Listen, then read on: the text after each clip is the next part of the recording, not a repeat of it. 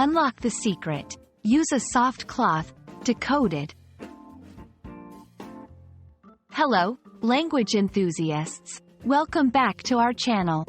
Today, we're diving into a common, yet often misunderstood phrase.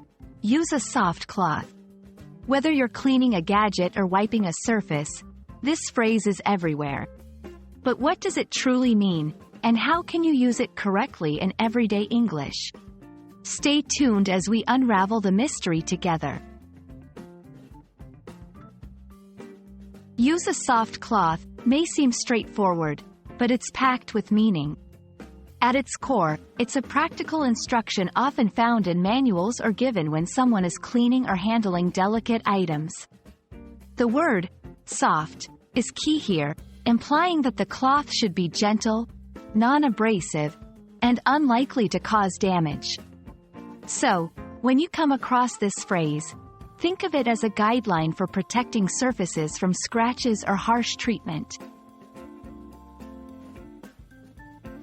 The beauty of use a soft cloth lies in its versatility. Let's explore different scenarios where this phrase is a star. 1. Electronics care. Got a new smartphone or laptop? Manuals often advise using a soft cloth to keep screens smudge-free and scratchless.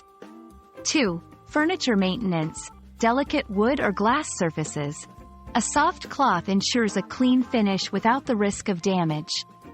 3. Automotive advice. Love your car? Cleaning it with a soft cloth keeps the paint job looking pristine.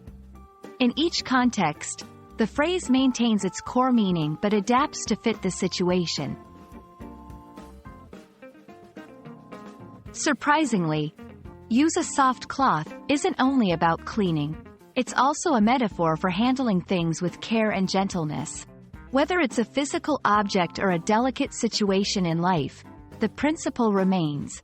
Approach with softness and care to prevent damage.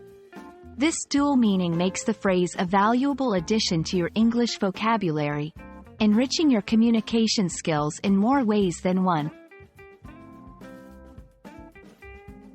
And there you have it, folks. Use a soft cloth is more than a cleaning instruction. It's a guideline for care, precision, and attention to detail in various aspects of life. We hope this video not only clears the dust off this common phrase but also adds a gentle touch to your English language journey. Until next time, keep learning, and remember, when in doubt, use a soft cloth.